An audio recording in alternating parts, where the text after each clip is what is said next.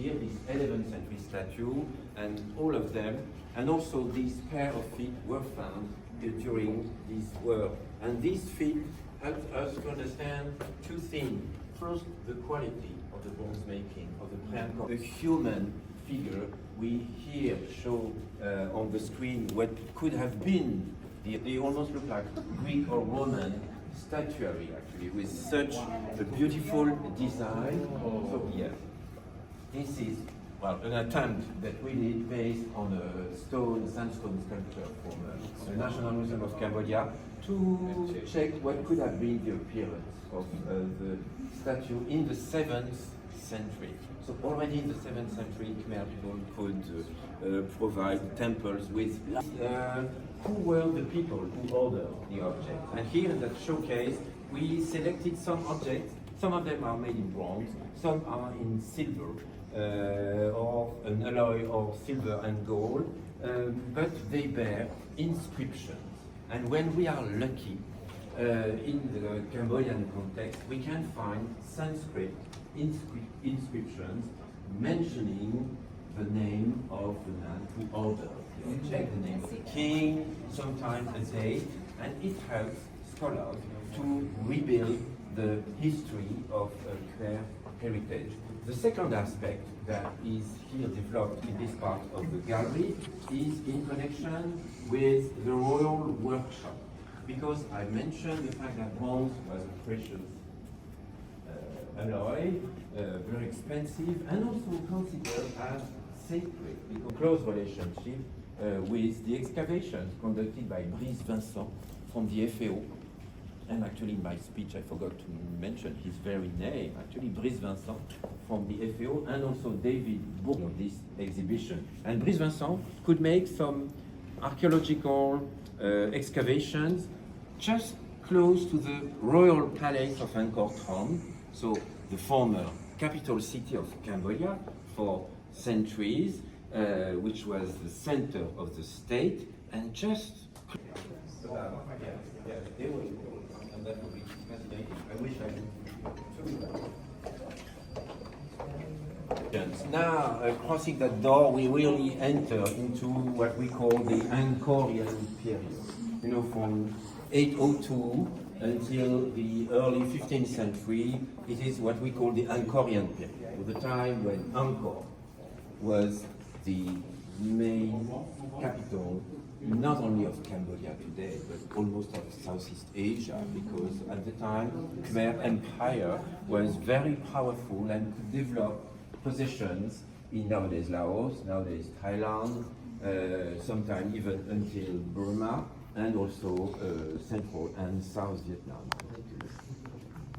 And here we gathered pieces showing different aspects of Hinduism as it was worshipped by the kings of Cambodia during the 10th to the 13th centuries. And for instance, one new object that we can find, which is not new at all, of course, it's 11th century, but new design to display the Shiva image. It was found in the 1960s in a pond, Trapeang, close by Buddhist monastery. We found not only these units, hands, the part of the belly, the part of the arm, the head, and the feet of a very large. So it's more or less the same period as is the reclining Vishnu.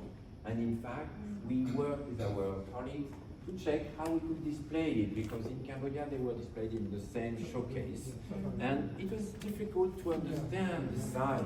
And I must say, to tell you the truth, that when we made the design, the same design in Guimet, the first time I said, oh my God, we made a mistake, it's much too large. Of course it's not, and it's a bronze casting of the highest technology, more than 2 centimeters.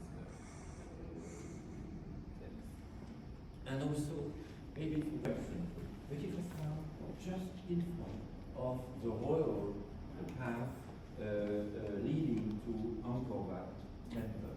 And it was it bears an which is problematic. We don't know how to translate it precisely. I say we, in fact, I'm not.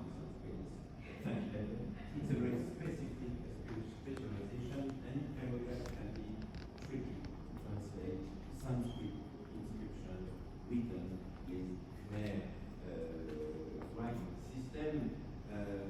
anyway, what really is interesting for us is that it was a gift from a princess, a lady, and she gave the statue of Nandi. You know, Nandi is the Shiva, travel through the skies, through the world, and everything, waiting for his master.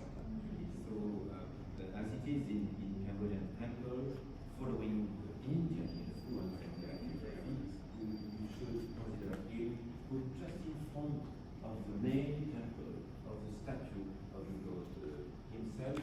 Is it a made form of Shiva like this, or a more abstract form of the god, such as this more linga on the pedestal, here in the show. And of course, the more famous Hindu iconography to have Ganesha, son of Parvati, and an elephant there, which is still so popular in most of the Indian things very often. And here this larger iconography, because we have seen that from the very beginning, from the Korean period, Buddhism arrived more or less at the same time as Hinduism arrived to Cambodia. The first images we find preserved in Cambodia are dating back to the 5th, early 6th century of this era. And here we have several Buddhist iconographies of different periods. Many of them date back to the, as I said, the late 12th, early 13th century, but some were earlier images, such as, for instance, this beautiful Lokeshvara Bodhisattva. You know, in Buddhism, you have the Buddha, the main figure, but in Mahayana Buddhism, so that they would suddenly become bodhisattvas. That is to say, sort of gods or people who can live in paradise and waiting for the time when they will go down back to earth to have their last life and being enlightened at the end of the life, of their life, so that is to say, to become a Buddha, and the Mahayana Buddhism tradition. And here, this one, which is rather early, it's about the middle of the 9th century, can be recognized because of the Buddha in his hairstyle. And what is also interesting is that it comes from a collection, a private collection that was having many pieces looted from Cambodia. Second gallery, but in fact, as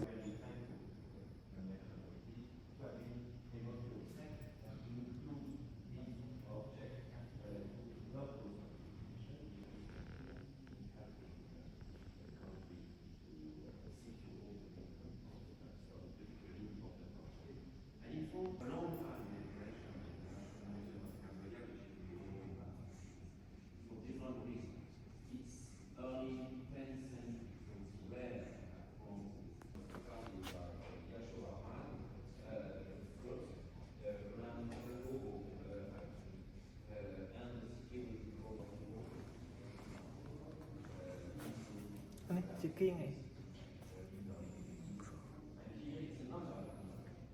qua thôi ốm mà đây nè lớp chữ cung snailing snail na ni niel cái nào nhiều snail snailing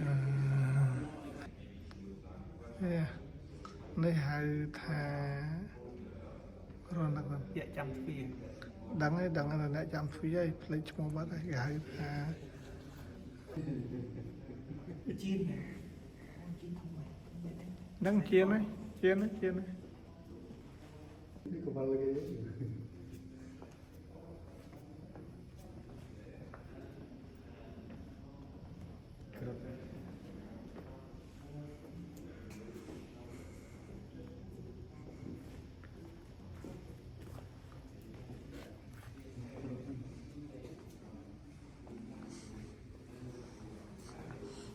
trong anh này xây cái nhôm thiên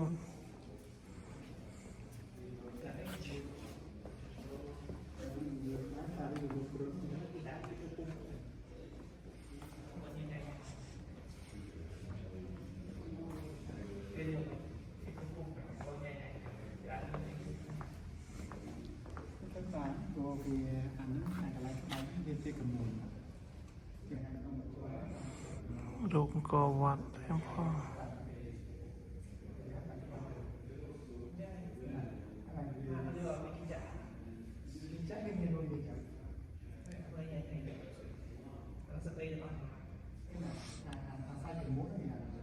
ស្ពាន់